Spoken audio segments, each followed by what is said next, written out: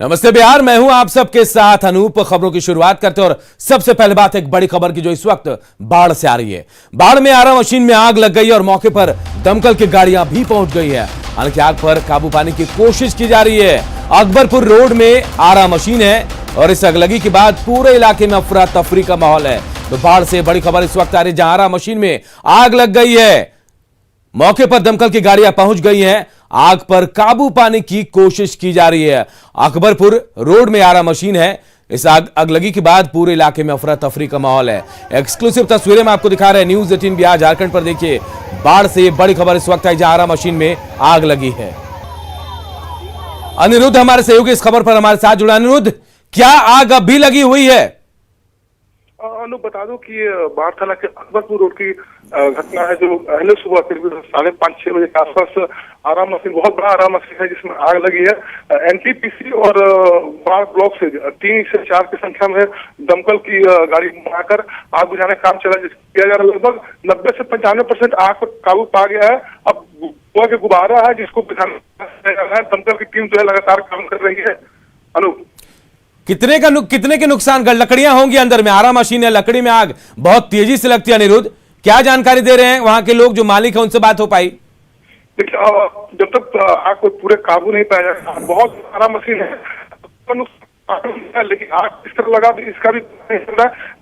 आग पर काबू पा लिया जाएगा तो प्रवेश करके मालूम चलेगा कि कैसे आग लगी और कितना का क्षति हुआ है। अनु, तो देखिए, आग की भयावहता का अंदाजा लगाइए। आरा मशीन में आग लगी है, देखिए लकड़ी का काम होता है और ये बहुत बड़ा आरा मशीन है, ये बताया जा रहा है। हालांकि दमकल की 3 गाड़ियां यहां पहुंची हैं। आग पर काबू पाने की कोशिश की जा रही है, लेकिन आग अब भी यहां लगी हुई है। यहां पर पूरे इलाके में अफरा तफरी का माहौल भी है। बहुत बहुत शुक्रिया अनिरुद्ध इस तमाम जानकारी के लिए आपका।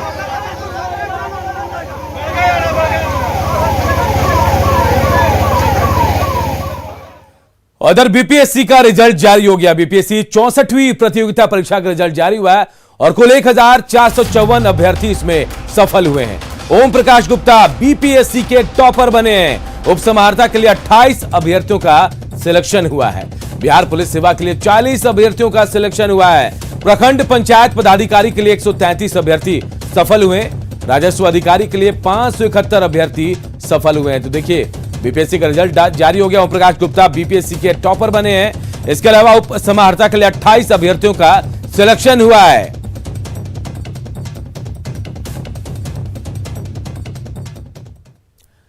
और देखिए, बीपीएससी 64वीं में 1454 अभ्यर्थी सफल हुए हैं। जो आंकड़ा है वो हम आपको बता रहे हैं, 1454 अभ्यर्थी हैं जिन्हें सफलता मिली है।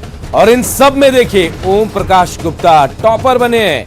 बीपीएससी 64वीं परीक्षा के टॉपर बने ओम प्रकाश गुप्ता।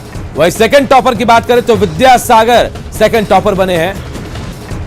इसके अलावा देखिए, अनुराग आनंद ये थर्ड टॉपर हैं बीपीएससी 64वीं में और विशाल चौथे स्थान पर इन्होंने अपनी जगह बनाई है।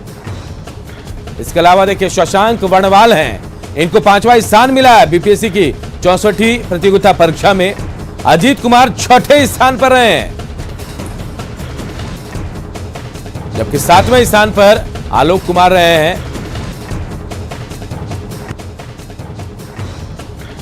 निखिल कुमार को 8वां स्थान मिला है। 8वें नंबर पर निखिल कुमार आए हैं। इधर बीपीएससी के सेकंड टॉपर विद्यासागर ने अपनी कामयाबी पर क्या कहा है, आइए सुनते हैं। 64th बीपीएससी में सेकंड रैंक सिक्योर की है। मेरा ऑप्शनल सब्जेक्ट मैथमेटिक्स था। मैं अपनी सफलता का श्रेय अपने परिवार वालों को और अपने दोस्तों को देना चाहूँगा जिन्होंने मुश्किल घड़ी में मेरा साथ दिया। बीपीएससी की तैयारी कर रहे कैंडिडेट्स के लिए मेरा एक स्पेशल मैसेज है कि वो कैसे प्रिपेयर करें। तो उन्हें कंसिस्टेंसी रखनी चाहिए अपनी प्रिपरेशन में, उन्हें डायरेक्शन में मेहनत करनी चाहिए, एग्ज़ाम के सप्लाईज और डिमांड्स को देखनी चाहिए कि क्या एग्ज़ाम में आ रहा है। उनके पास पेशेंस होनी चाहिए कि वो मुश्किल वक्त में अपना पेशेंस लूज ना करें। इधर बीपीएससी के परिणाम में आर्या राज महिला कैटेगरी में टॉपर बनी है। खगड़िया की रहने वाली आर्या राज बेगूसराय के बलिया प्रखंड में सीडीपीओ के पद पर कार्यरत है।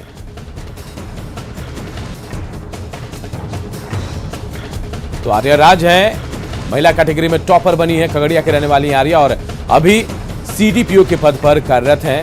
और महिला कैटेगरी में बीपीएससी में टॉपर बनी है आर्या राज। मेरा नाम आर्या राज है। मैं खगड़िया जिले की रहने वाली हूँ। 64 बीपीएससी में मेरा 11वां रैंक है, जबकि महिला वर्ग में मेरा प्रथम स्थान है। इससे पहले भी मैं सीडीपीओ के रूप में कार्यरत हूँ बलिया बेगूसराय में। युवाओं से मेरा यही संदेश है कि कोरोना काल में आप कठिन परिश्रम करते रहें, धैर्य ना खोएं। रिजल्ट एक न एक दिन जरूर आएगा। मुझे अपने रिजल्ट की जानकारी मेरे अपने बड़े भैया, जिनका 63rd बीपीएससी में 7th रैंक था, बेगूसराय में ही हमारे साथ हैं, उनके द्वारा प्राप्त हुई।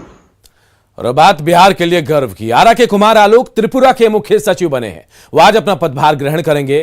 कुमार आलोक 1990 बैच के आईएएस अधिकारी हैं और उन्होंने आईआईटी कानपुर से पढ़ाई की है। उनकी स्कूली पढ़ाई आरा के मिशन स्कूल से हुई और आरा के हाथा मोहल्ला में उनका पैतृक आवास है।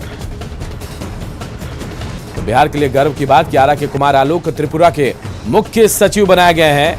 1990 बैच के आईएएस अधिकारी हैं कुमार आलोक। आज अपना पदभार ग्रहण करेंगे आईएएस आलोक कुमार। आईआईटी कानपुर के छात्र रहे हैं कुमार आलोक।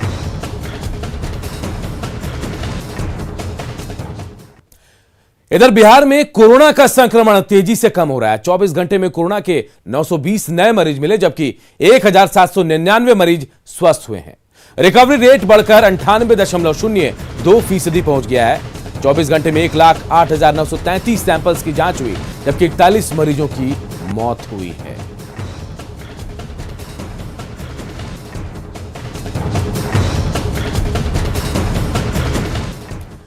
तो कोरोना संक्रमण की लहर कमजोर पड़ी है और अब राज्य में अनलॉक की प्रक्रिया शुरू हो सकती है। जो खबर मिल रही है उसके मुताबिक लॉकडाउन खत्म हो सकता है, हालांकि कई शर्तें लागू रह सकती हैं। आज इस मुद्दे को लेकर क्राइसिस मैनेजमेंट ग्रुप की अहम बैठक भी है।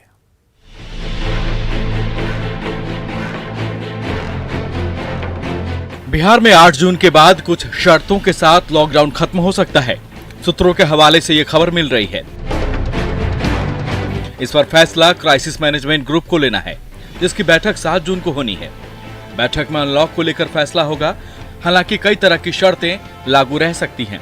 सभी डीएम को अधिकार दिया जाएगा, जो अपने स्तर से इलाके में धारा 144 लगाएंगे। शादी ब्याह में पूरी तरह से छूट नहीं दी जा सकती है और अनलॉक के बाद भी गाइडलाइंस का पालन करना होगा। और डीएम को अधिकार रहेगा कि वो अपने स्तर से अगर परिस्थितियां खराब होती है तो अपने स्तर से वो कार्रवाई कर सकते हैं। धारा 144 लागू रह सकता है। इसके अलावा नाइट कर्फ्यू होने की संभावना है। तो कुछ एहतियातन कदम के साथ साथ 8 तारीख के बाद बिहार में लॉकडाउन खत्म हो सकता है, ये जानकारी आ रही है। लेकिन लोगों को काफी सचेत रहना होगा, क्योंकि लॉकडाउन खत्म होने के बाद लापरवाही आ सकती है। और कोरोना की दूसरी लहर बड़ी भारी थी। लॉकडाउन लगाने के बाद संक्रमण दर में काफी कमी आई और रिकवरी रेट में भी सुधार हुआ। हालांकि कई जगहों पर लोगों की लापरवाही भी दिखी। माना जा रहा है कि लॉकडाउन की वजह से ही संक्रमण दर पर काबू पाने में सफलता मिली और लोगों का भी मानना है कि अभी कुछ दिन और लॉकडाउन रहना चाहिए। अच्छा, 8 तारीख के बाद लॉकडाउन खत्म हो सकता है, तो ये खबर आप लोग के लिए राहत की बात है कि चिंता की बात है? चिंता की बात है। लगभग रहता तो ठीक ही रहता है। लॉकडाउन और रहना चाहिए था। यस, लॉकडाउन रहना चाहिए, खत्म होना चाहिए। एक आध सप्ताह के लिए और बढ़ाना चाहिए, कि थोड़ा कम ही रहे। लॉकडाउन रह रहा था। अच्छा, लॉकडाउन से फायदा हो रहा है ना? फायदा हो रहा है, बहुत सुधार हुआ है लॉकडाउन से। अभी रहना चाहिए। अभी एक आध सप्ताह रहे तो बढ़िया है। जाहिर सी बात है, कई लोग की समस्या को देखते हुए, लोगों के व्यापार पे असर न पड़े, इसको लेते हुए बिहार सरकार ने अपने तरफ से फैसला करने की तैयारी कर रखी है। और खबर है कि 8 तारीख के बाद लॉकडाउन खत्म हो सकता है, लेकिन कुछ शर्तों के साथ। तो शर्त भी यही हो सकती है कि कुछ कड़ाई किया जा सकता है। लोगों को मास्क पहनकर निकलने की इजाजत दी जाएगी। रात्रि कालीन जो कर्फ्यू रहता है, शायद वो कर्फ्यू रहे, जो सूत्रों के हवाले से जानकारी मिले। लेकिन फिलहाल इतना तो तय है कि लोग अभी यही चाहते हैं कि लॉकडाउन रहे, उसमें कुछ ढील भले ही मिले, लेकिन लॉकडाउन रहे, ताकि जो कोरोना संक्रमण का जो आंकड़ा है, जो लगातार गिरता जा रहा है, वो और कमी आ जाए। कैमरामैन दीपक के साथ आनंद अमृतराज, न्यूज 18 नेटवर्क, फुटबॉल। और एक बड़ी खबर शेखपुरा से, जहां कल शाम को साल भर का एक बच्चा बोरवेल में गिर गया और 10 फीट नीचे तक चला गया। इसके बाद परिजनों में अफरा तफरी मच गई, इलाके में हड़कंप मच गया। घटना कोरमा थाना क्षेत्र के कुरौनी गांव की है। हादसे का पता लोगों को तब चला जब वहां से गुजर रहे लोगों को बोरवेल से रोने की आवाज आई। इसके बाद आनंद फानन में स्थानीय लोगों ने बच्चे को बचाने के लिए ऑपरेशन शुरू किया। बोरवेल के बगल में रास्ता बनाने के लिए खुदाई शुरू की गई। बच्चे को परेशानी ना हो इसके लिए पंखा लगाया गया और 1 घंटे की कड़ी मशक्कत के बाद बच्चे को सुरक्षित बाहर निकाल लिया गया और इसके बाद उसे डॉक्टर से भी दिखाया गया।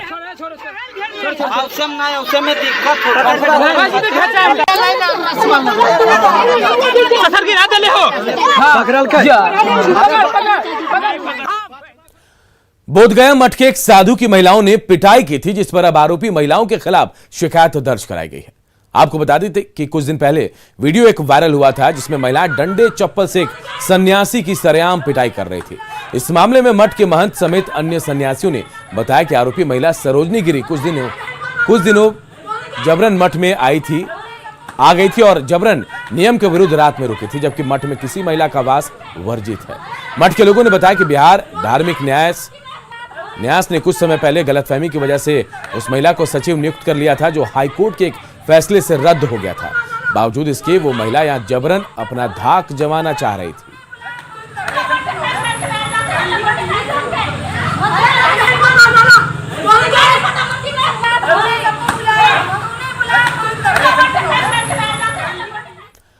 सीतामढ़ी के रीगा थाना क्षेत्र के सुनार गांव में डीजे बजाने के विवाद को लेकर 2 पक्षों में हिंसक झड़प हो गई। इसके बाद दोनों तरफ से जमकर लाठी डंडे चले। बाद में पुलिस मौके पर पहुंची और मामले को शांत कराया। हालांकि मारपीट में कई लोग घायल हुए हैं और इनका इलाज रीगा के पीएचसी में चल रहा है।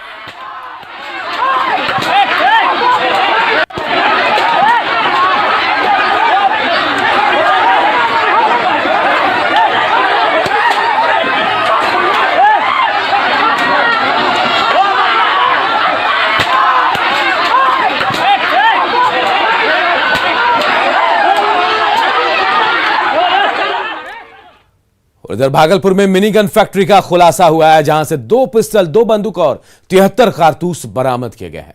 हथियारों के साथ गिरफ्तार तस्कर की निशानदेही पर मुंगेर पुलिस ने भागलपुर में छापेमारी की। पुलिस को खबर मिली थी कि भागलपुर से 2 हथियार तस्कर मुंगेर आ रहे हैं। इसके बाद छापेमारी की गई। तस्करों के पास से 2 पिस्टल, 2 मैगजीन और 4 कारतूस बरामद किए गए। उनसे पूछताछ के बाद भागलपुर में छापेमारी की गई। बच्चों को कोरोना की तीसरी लहर से बचाने के लिए पटना एम्स के उपाधीक्षक डॉक्टर अनिल ने एक फॉर्मूला बनाया है। उन्होंने इसका नाम दिया है VHIT, यानी वैक्सीन हिट कॉन्सेप्ट और माप। हमारे सहयोगी रजनीश कुमार ने डॉक्टर अनिल से इस फॉर्मूले के बारे में विस्तार से बातचीत की। कोरोना की तीसरी लहर से पहले पटना एम्स के उपाधीक्षक डॉक्टर अनिल कुमार ने VHIT और मैप के फॉर्मूलों के जरिए बच्चों को सुरक्षित रखने का तरीका इजाद किया है। सीधे हम बात करेंगे, डॉक्टर अनिल हमारे साथ हैं जो पटना एम्स के उपाधीक्षक हैं।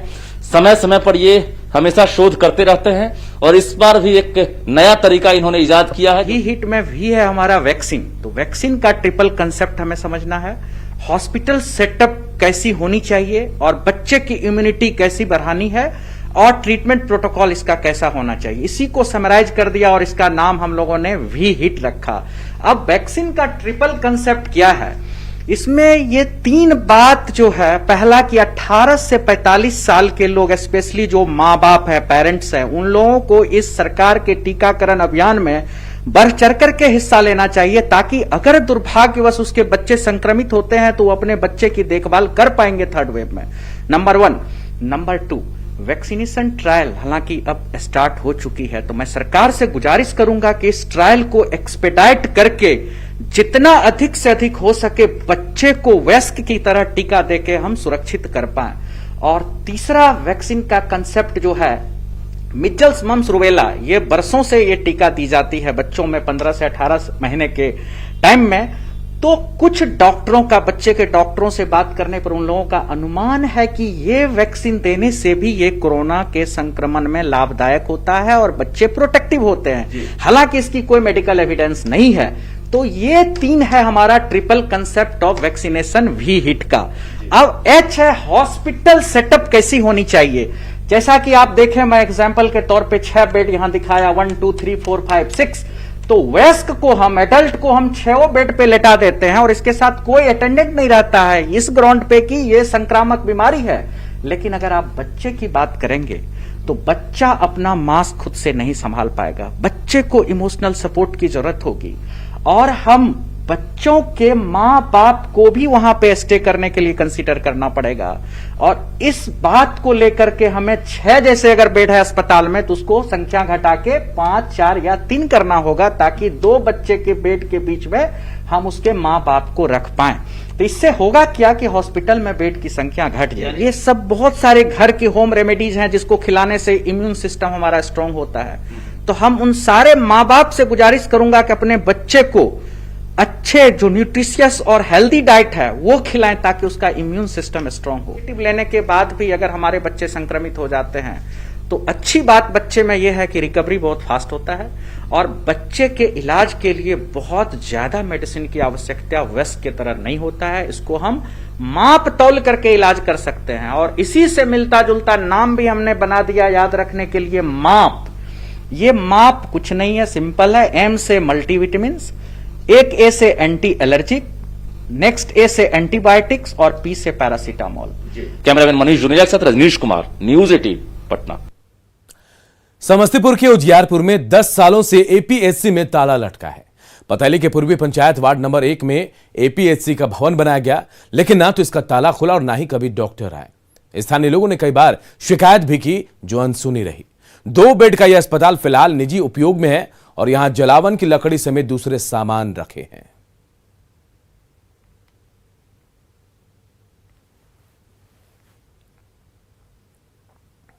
इस उप स्वास्थ्य केंद्र पर एक डॉक्टर, एक सुई, एक टैबलेट तक उपलब्ध नहीं है। आज यही 10 साल पूर्व इस पतेली पूर्वी उप स्वास्थ्य केंद्र हुआ करता था। वहाँ पे डॉक्टर, सुई और दवा मौजूद रहता था, लेकिन आज जो बिहार सरकार और जो दावा कर रहे हैं कि हम स्वास्थ्य व्यवस्था को सही कर रहे हैं, तो सिर्फ स्वास्थ्य व्यवस्था में घोटाला किया जा रहा है। इसका प्रत्यक्ष परिणाम ये पतेली पूर्वी पंचायत का उप स्वास्थ्य केंद्र है। नवगछिया के भवानीपुर में अतिरिक्त प्राथमिक स्वास्थ्य केंद्र में कोरोना काल में ताला लटका है। आलम यह है कि यहां लोग अब गाय और भैंस बांध रहे हैं। स्थानीय लोगों की माने तो एक भी डॉक्टर यहां नहीं आते हैं, जिससे बीमार लोगों को काफी दिक्कतों का सामना करना पड़ता है।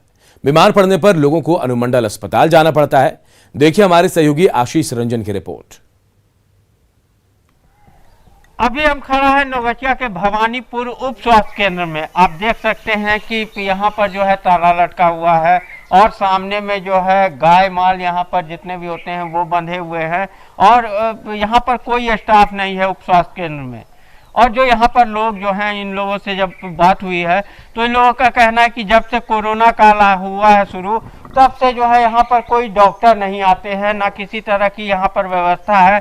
2.5 किलोमीटर दूर जो है नवगछिया अस्पताल जो है अनुमंडल का, वहीं जाना पड़ता है इन लोग को। तो इन लोगों से बात करते हैं, क्या दिक्कत है? दिक्कत यही है, डॉक्टर जो आता है गीता पाल, उसको मना कर दिया है कि यहाँ पर नहीं आइए, कोरोना भर बाहर ड्यूटी दे दिया उसको। खोखी सर्दी है, नहीं दवा मिलता है, कुछ नहीं मिलता है, कोई इलाज नहीं। जांच उच होता है कोरोना का? कोई जांच कोरोना का जांच पहले हुआ है, साल भर के पहले। लेकिन जो स्टाफ है 6-7 स्टाफ का यहाँ निपटू है, लेकिन सब रसे एक ठोता था। 2 महीना से उनको भी नहीं आने देता है। हम लोग एक दिन डॉक्टर से फोन से बातचीत किए कि डॉक्टर साहब, ये भवानीपुर का स्वास्थ्य केंद्र जो है ये 2 महीना से बंद है, यहाँ लोग त्रास्त है, बीमार है, नहीं एक ठो टिकिया मिलता है, नहीं कुछ। तो डॉक्टर ने हमको बोला कि नीतीश को कहिए, हमको मत कहिए। आशीष रंजन, न्यूज 18 भवानीपुर भागलपुर। इधर गया के शेरघाटी में डायरिया से 10 से ज्यादा लोग बीमार हैं और सभी का इलाज अनुमंडल अस्पताल में चल रहा है। सभी लोग बिशुनपुर गांव के रहने वाले हैं। डॉक्टर ने बताया कि सभी का कोरोना टेस्ट के बाद इनको अब गांव भेजा जाएगा। डायरिया जल जनित बीमारी है। अशुद्ध जल मैंने पीने से या अशुद्ध जल से भोजन बनाने से ये जलीय हो जाता है। अब इन लोग के खान पान में क्या दिक्कत हुई कल, इसको देखेंगे, समझेंगे। और ज़्यादा संभावना है कि जल से ही, अच्छा जल न मिलने से, जिसको शुद्ध कहिए चाहे बढ़िया कहिए, मैंने वो पानी न पीने से ही हुआ होगा, उम्मीद यही है। ऐसे ही सबका कोरोना वाला जांच भी किया जाएगा। कभी कभी कोरोना से संक्रमित होने पर भी डायरिया होता है, लूज मोशन से, तो उस पर नज़र रखेंगे और उसको भी देखेंगे। और इस बुलेटिन में इतना ही, लेकिन खबरें लगातार जारी है। देखते रहिए न्यूज़ 18 बिहार झारखंड।